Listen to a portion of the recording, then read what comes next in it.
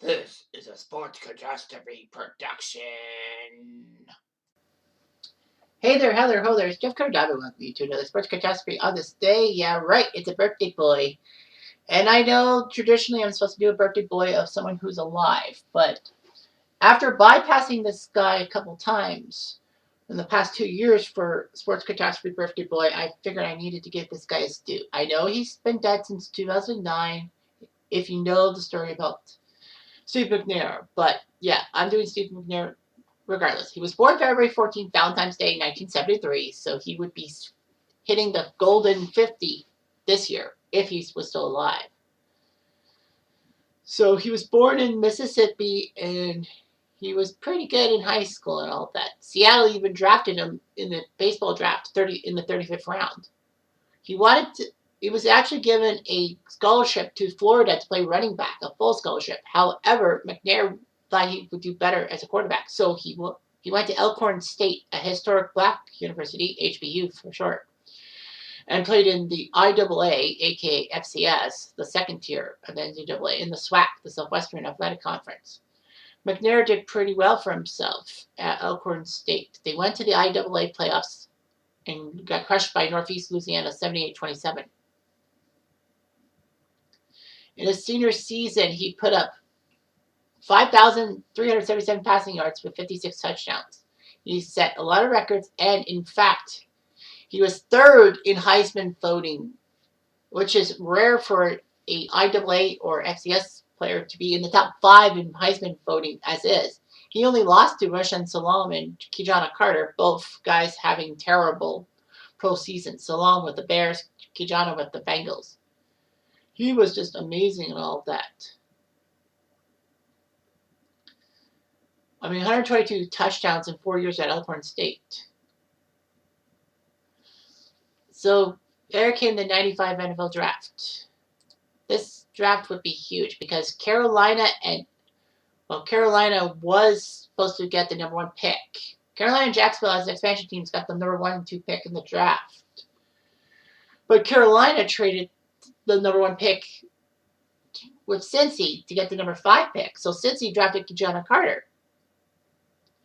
Jacksonville, with their first ever pick, took Tony Boselli from USC. And Houston, who were the worst team in the NFL, without those 2 expansion teams, of course, playing, got the number 3 pick. And with Warren Moon gone, and you can't have Cody Carlson helping your team, Houston decided to shockingly use Steve McNair, the pick on Steve McNair.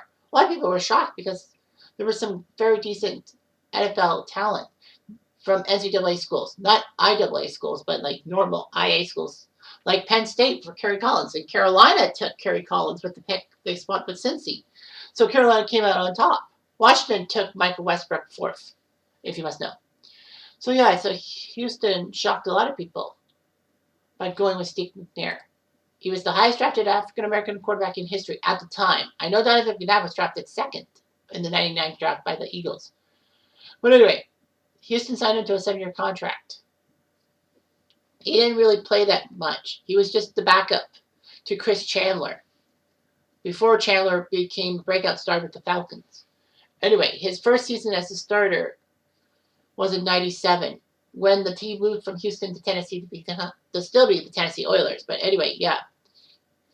The Oilers were 8-8, playing home games at the Liberty Bowl in Memphis. However, his 2,665 passing yards were the most in 5 years by a Houston quarterback. And he only threw 13 interceptions, which was pretty good.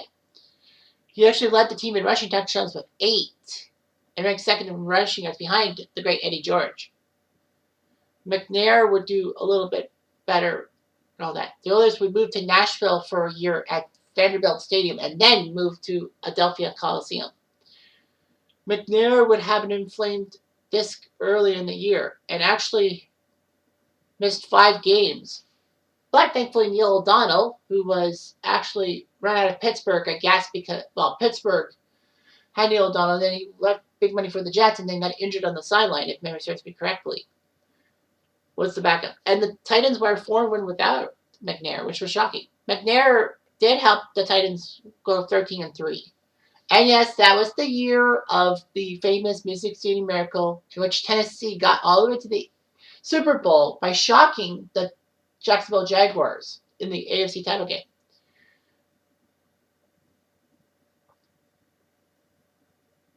Anyway, Aaron McNair did his job, and he almost led the Titans to overtime, down by 7 with about 6 seconds left. McNair threw a key pass to Kevin Dyson, but he couldn't break the goal line. So guess what?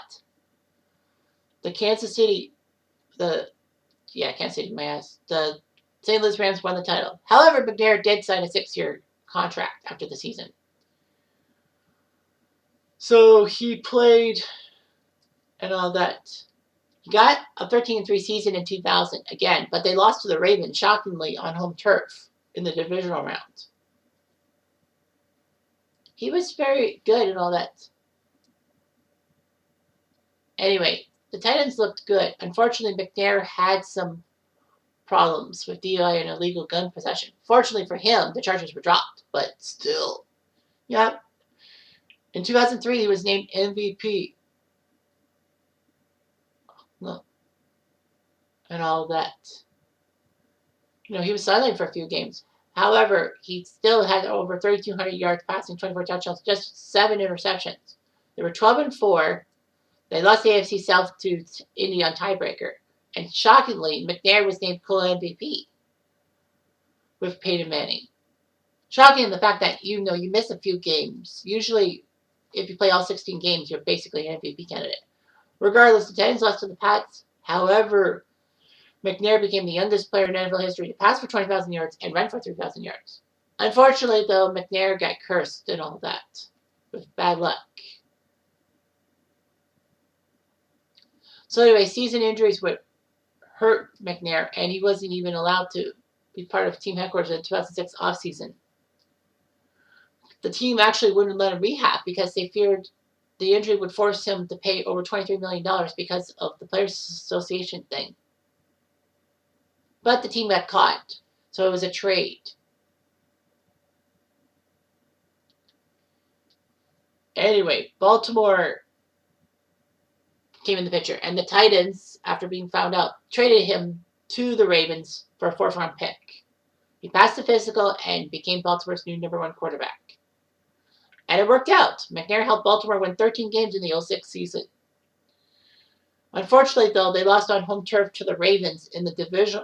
No, they lost on home turf to the Colts on home turf in the divisional round. In fact, it was, I believe, the only game in NFL history in which all the points were kicked by, there were 21 points or more, but all of them were on field goals, as the Colts outkicked the Ravens 5-2 on field goals.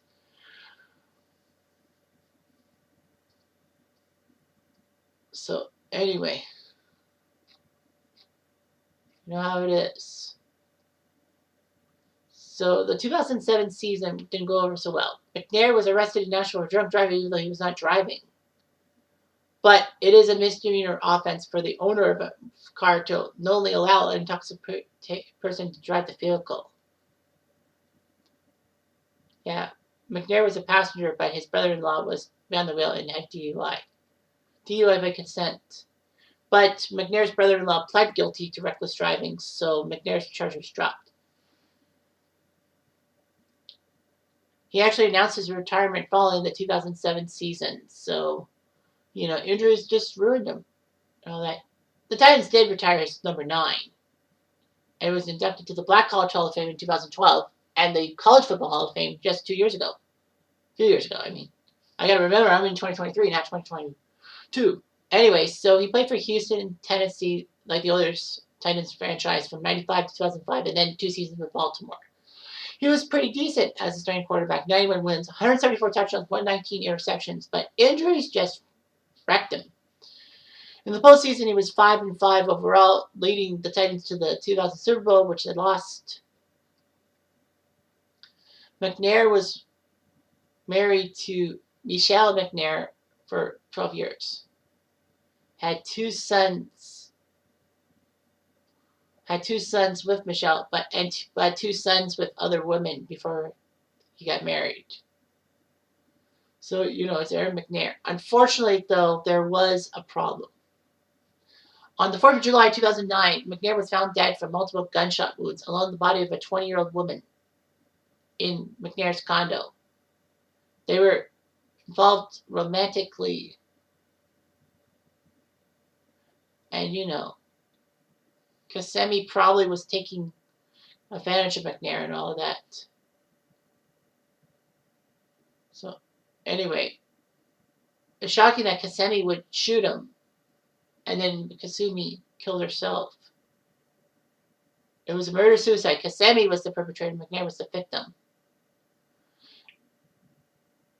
Yeah, Kasemi had some financial problems and thought that McNair was in another extramarital relationship.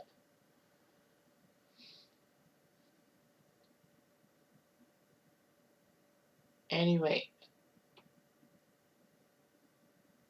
so she was actually released a couple days from jail as McNair bailed her out, but it just failed to work out. It was just ugly. All that, you know, I just don't understand and all that. McNair died without a last will and testament. And McNair's widow went to a Nashville judge and wanted the assets to be unfrozen for his children's care. And each of the 4 children got $500,000, which isn't half bad. But it was just shocking how McNair would do such a thing, have a marital affair, and his wife was still married. So yeah, however bad McNair did with that, stupid, and then he died for what happened. It's just a cautionary tale to keep on the lookout because someone could lurk and destroy you, kind of like what McNair went through, unfortunately, when someone killed him. But McNair will still be a part of Titans history no matter what happens. Anyway, I'm Jeff Diamond. I do.